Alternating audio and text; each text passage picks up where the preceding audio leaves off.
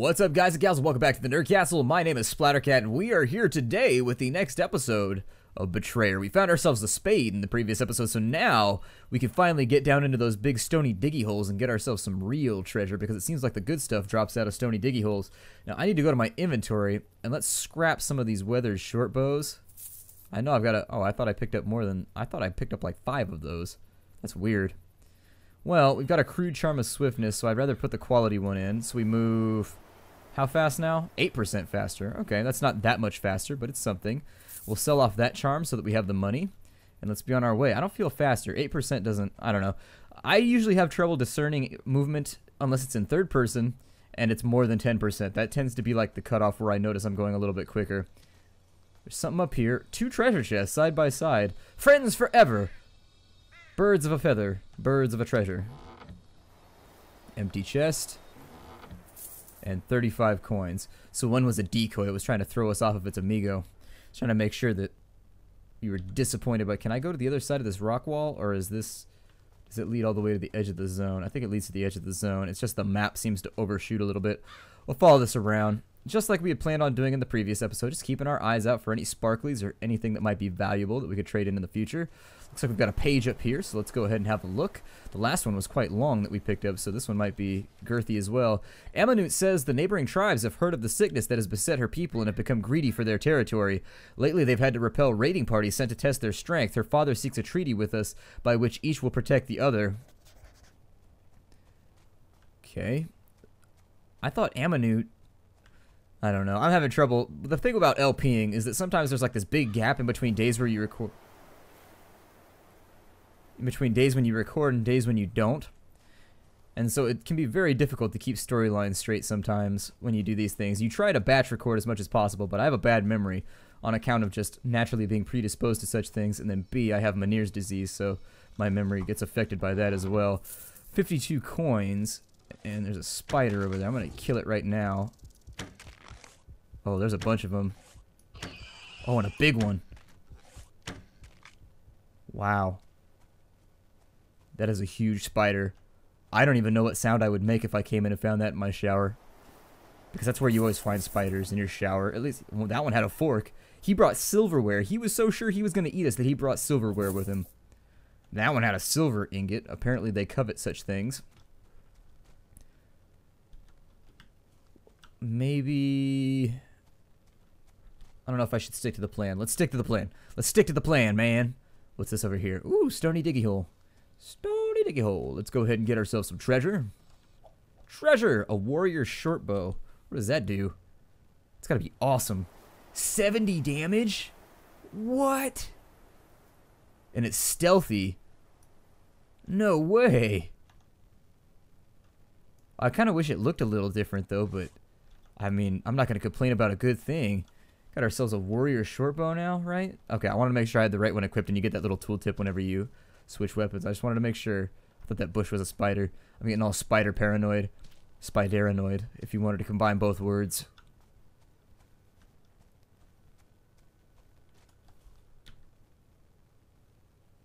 Almost to the north end of the map.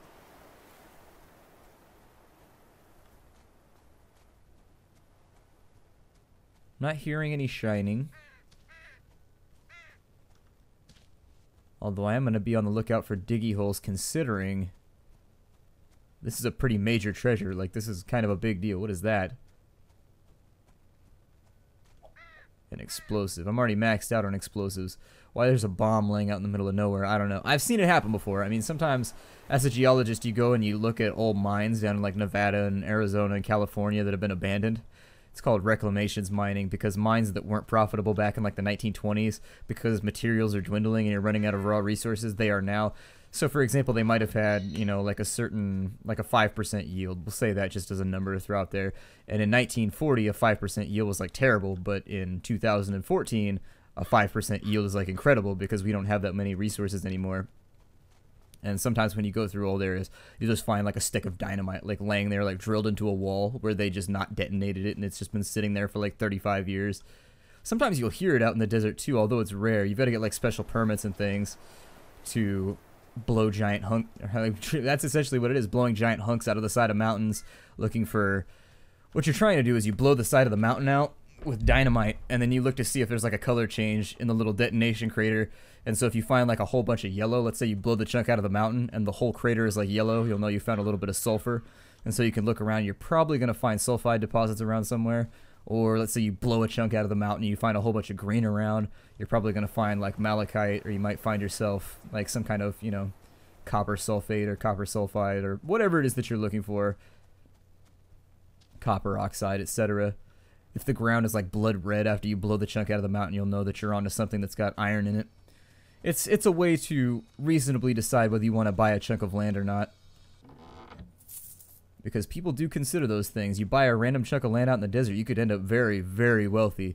I mean, most of it's been prospected all to hell by now, but I mean, all it takes, they're still finding mines all over the place in like South Africa and stuff, so it does happen. Occasionally, in an area that is completely and totally oversearched, you will find just like that one stream.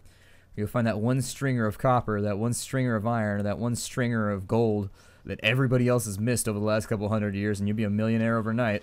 It does happen, just not very often. So we have a corrupted totem up here. That's probably Fort Hope. Clearing out Fort Hope, there's one of those little poison thingies. I'm going to shoot it.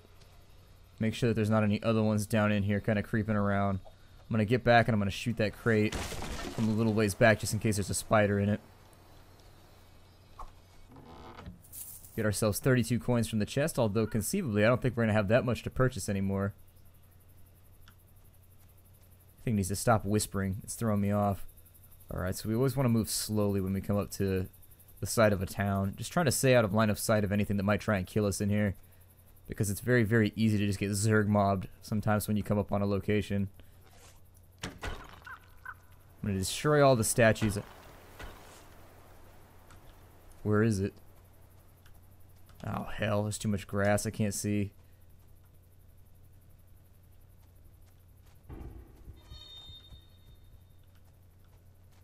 Take the high ground. Oh, Jesus. There it is. Got him. There's another one right there. I'm going to try and keep my eye on him. Damn, he's moving quick. Be a hell of a shot if I could make it.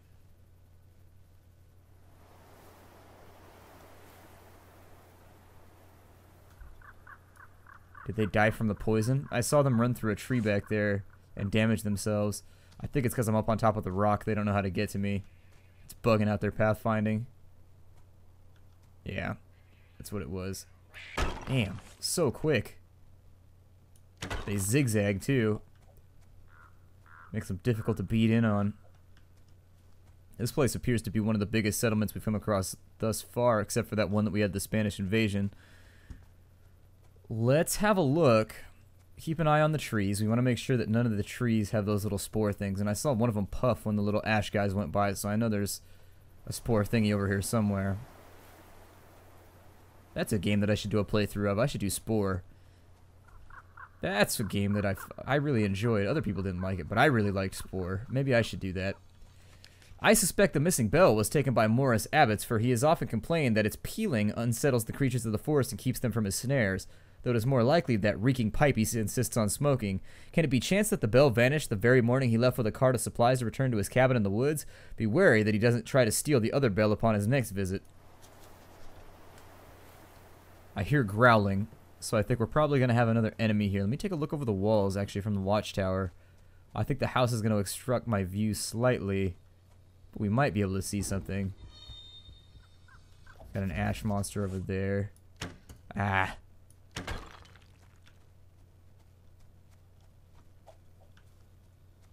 Got the arrow. I hear a shiny over there. But I'm really sort of more interested in the short bow arrows for now.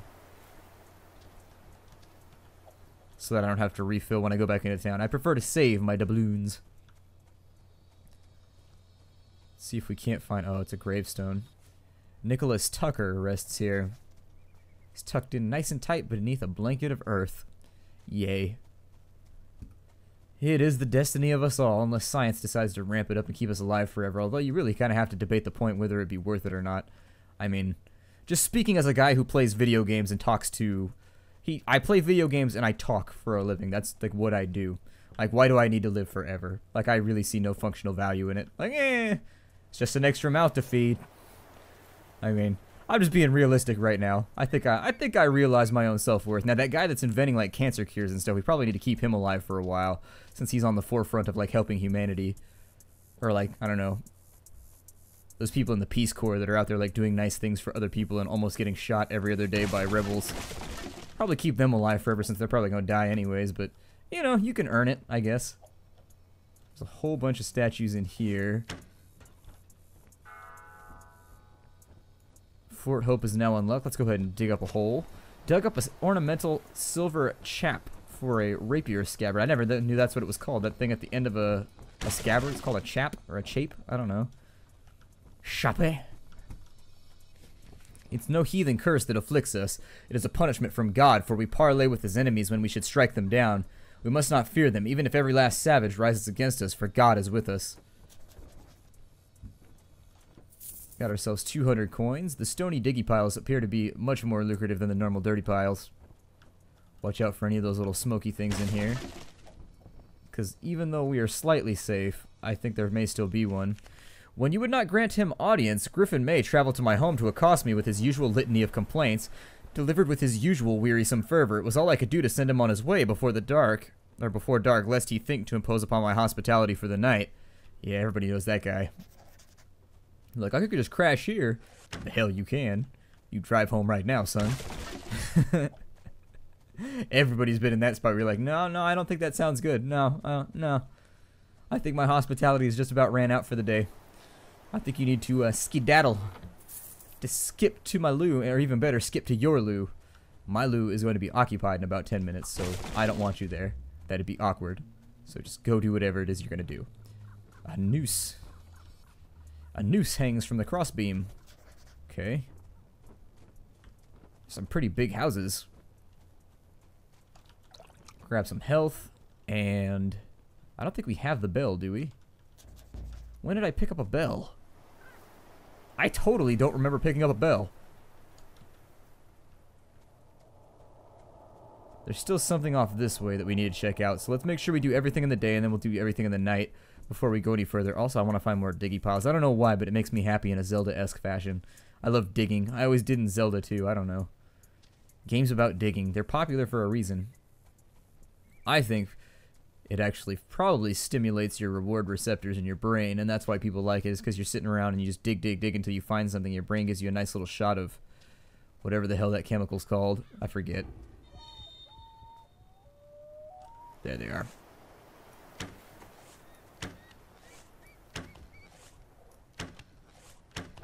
Ah. You got a shot off, unfortunately.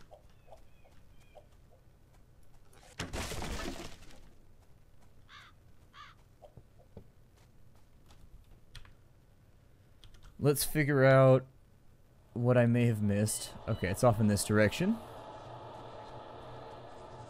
We've got a corrupted totem up here. Not going to be super helpful right now, but we'll come back and we'll get it during the nighttime. It means that we're going to have all kinds of stuff to work on once the fog rolls in. Ah, we got a diggy pile, we got a blood pool, and probably an ambush. This looks like a definite place where you would get ambushed. It is a kill zone. A great quantity of blood seeped into the soil here. We need to be out of this kill zone like right now.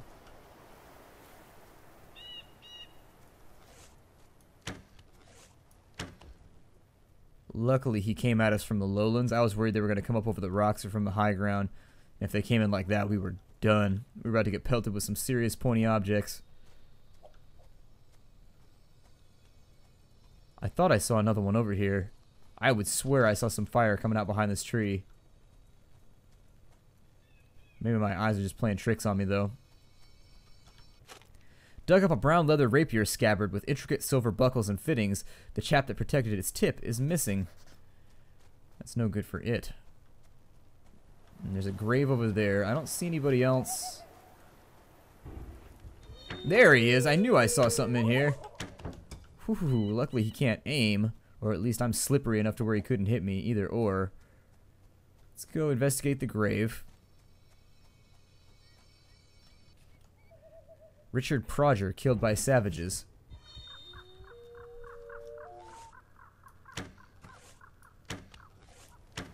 You two appear to have another crop coming in. But we got them before they were able to close the distance.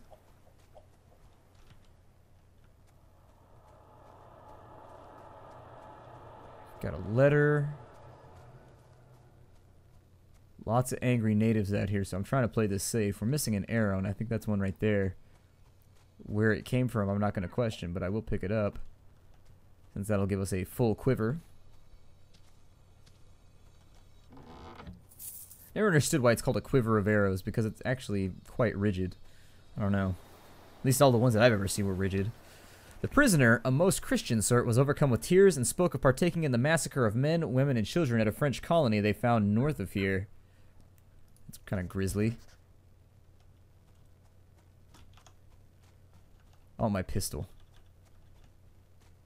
Even though the bow is very clearly better at this point. Sounds like we got something right here. Oh, yeah. The cart seems to become stuck in the mud. Get rid of that thing, although it's kind of a waste of a bullet, but whatever. The remains of a woman who appears to have been bound to the tree. There are signs that she was savaged by wild beasts, though whether she was alive or dead by then is unclear. You can tell all that from a skeleton? What are we, like an anthropologist or something? Jesus. Like a forensic investigator. Dug up a silver locket with a broken chain. It contains an image of the Savior. The initials PM are inscribed on the back. All clues are located, and we hear nothing else in the light, which means that it's time for us to head on back to town, and then we'll go out into the darkness and see what we can uncover for the day. Lots of corrupted totems here. I feel like we're going to be spending a whole bunch of time cleaning out these totems. It's all good, though. I don't mind fleshing out a totem every now and again. Sometimes you got to give your totem a good lead enema. Make sure that it's nice and cleaned out. I heard something. There it is.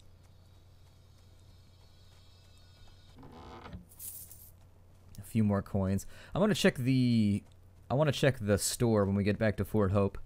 See if they got anything new for us.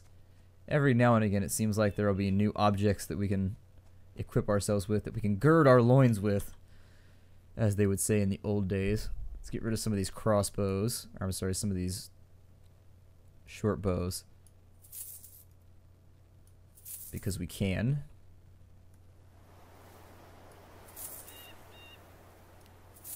But we got money now. We got all kinds of money rolling in it. Cash, money, Skrilla. Let's jump on back into town, as I had said previously, and we will check for new mercantile wares. Sucks to be these guys. How come they have to stay outside the walls? Like, nah, you can't come in, sorry. There's a tent for you. Later, stay outside the walls, we'll be in here. Door closed. Pretending like nothing terrible's happening. There's my lovely little supplier. I am hunted and haunted in equal measure. I have sustained wounds and bruises to my body and my pride, yet still I have managed to secure several items of fine quality. I hope they are of interest, as you seem to be my last customer. Your friend, John Howe. So there's a quality crossbow that we can replace our weather crossbow with. Doing the comparison, it does do quite a bit more damage. There's an exceptional pistol that we can go with no deflect chance for $750. We've got longbow quivers, musket powder horns, common charms of grace. Okay, so everything here is not that interesting to me. I'll go with the exceptional pistol. We'll go with the quality crossbow. Let's go to our inventory and we'll get these all equipped up. So we've got the exceptional pistol, which is now in here, doing 130 damage. Good, good, good. And then we've got the quality crossbow, which does 100 compared to the 90 right there, even though we don't really need it. So we could have gone with the quality musket, I guess. Since this already has stealth on it, let's do that. We'll just have two guns so that we can fire and then fire again. Have like the most enormous cat fur in my mouth. The joys of animal ownership. It's just like, how did that even get in there? Probably just from me breathing too heavily. Just like, It's making all kinds of noises. Let me go ahead and grab that, and then off to the Shadow World we go, although I think we're drawing a little bit close for time. We've still got about 5 minutes left, though, so it should work out okay. Wow. Ambush much? God. We're also flanked.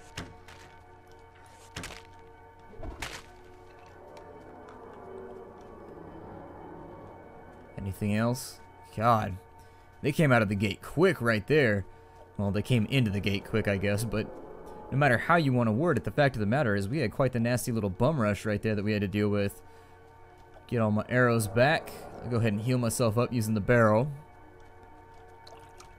Let's be on our way. Sounds like our first goal is going to be off straight to the north, in fact, so onwards and upwards we go with regards to a top-down sense. Unless your map's upside down, in which case you probably fix that. But it's probably going to take us to some of the totems first. Let's do this totem that was up on the hill. I think that might be what it's trying to signal for us anyways. Yeah.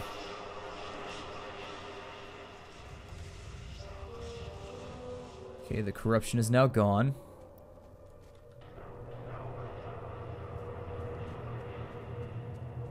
I'm going to keep an eye out for... I think we did a pretty good job at finding everything on this map. I mean, we didn't get everything because we didn't get the little tooltip pop-up. But we have gotten a lot of treasure off this map, so I think we can reasonably assume that we've done a decent job at ferreting out anything of worth here. I couldn't make it on top of the rock. I wanted the high ground just in case. There he is. Put him down. Him as well. They almost always come in pairs, so... I was gonna make a fruit joke right there, but I lost my motivation midway. I was gonna make a joke about fruit, but I think I'm gonna leave it alone. Okay, so these ones you want to get the hell away from because they try and surround you all the time.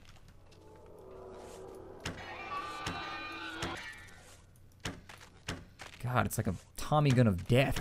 This is awesome. This is amazing. I love this bow. This bow is the greatest thing that I've found in the entire game, and I really have no inclination to use it for anything else. I don't know what that ring-a-ling-a-lingy sound was. Oh, it's the silver skull. Let me reload both my guns so that if I need some quick fire damage, we can do that, although the guns barely do more than the bow at this point. The exceptional pistol does a bit more if you're trying to one-shot stuff, but the quality musket's like not even close. We've got our next destination is way off this way, so we've got ourselves a long walk. By the time we get there, it'll more than likely be time for us to break off the episode. So I'll probably do my farewells right now, I guess. My name is Splattercat. This game is called Betrayer. It's quite the fun little first-person shooter, and it's a really, really good...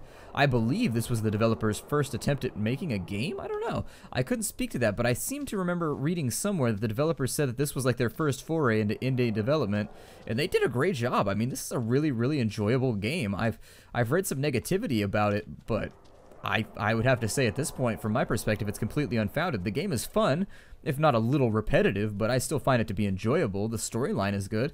And so with that said, my name is Splattercat. Thank you for joining me here at the Nerd Castle for another episode of Betrayer. I look forward to seeing you all in the next episode. Take care out there, everybody, and as always, hi-do.